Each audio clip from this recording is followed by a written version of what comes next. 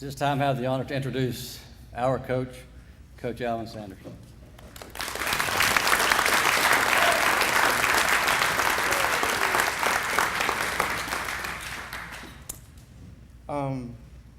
Sitting here listening to these guys talk and so forth, and I think back to first coming to West High School some 12, 13 years ago, student teaching, doing practical work, and to be here now to get to know you guys on different levels.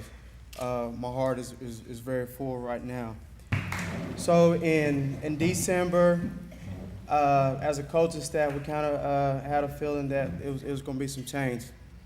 And in January, when it kind of came official, the very first thing after I had a meeting that morning with Mr. Decker, our athletic director, and he said, "Coach, we're going to name you interim coach as we go through this process and so forth." And I told him, I said, "Mr. Decker," I said, "don't give it to me if I can't run it like my program. I'm not waiting till this is over. I got to start now."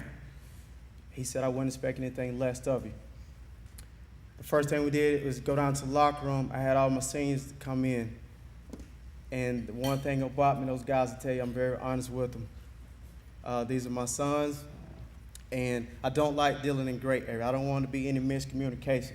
I want you to know exactly what I'm thinking. You know, right, Jacob? and these guys are responding.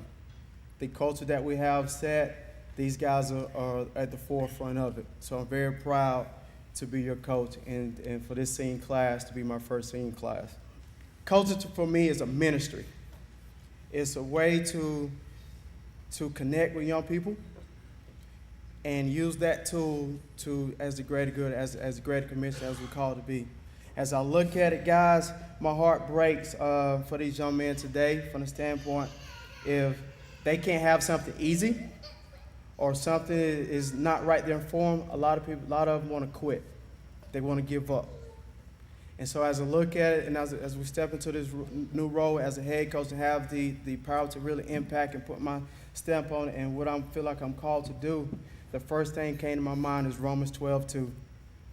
And in that, when I think about that verse and it's transforming your mind, the things come to me is no compromise. And that's our theme. We're not going to compromise out what we believe in. We're going to be who we're called to be, no matter what the world says. No matter what those guys out there saying, "Coach, you're moving up to 6A football. Coach, you don't have this guy. You don't have that guy. Or your facility is this." We're not compromising our standard. Our standard is a standard. We've took a lot of pride in building our standards.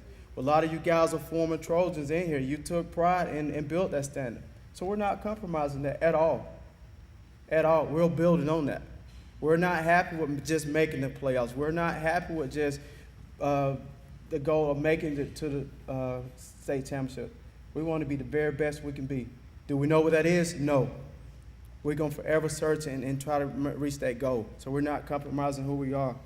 So in that, as the first meeting I went to with the quarterback club, we started thinking about speakers. I had a list of guys for them of who to bring in.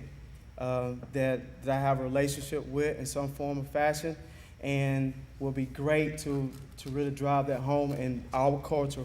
And we talk a lot about, you show me your behavior, I'll show you what you believe in, right? And it's very true that we're not compromising.